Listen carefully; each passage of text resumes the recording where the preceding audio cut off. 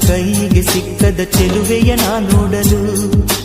ಕಲ್ಪನೆಯೊಳಗೂ ಭಾವನೆಯೊಳಗೂ ಅವಳಲೆ ಒಂದಾಗಲು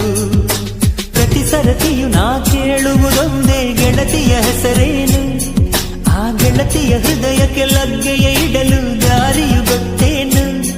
ನನ್ನೋಳ ಕರೆಯೋ ಜೀವವ ಬೆರೆಯೋ ಪ್ರೀತಿಗೆ ಸ್ವಾಗತ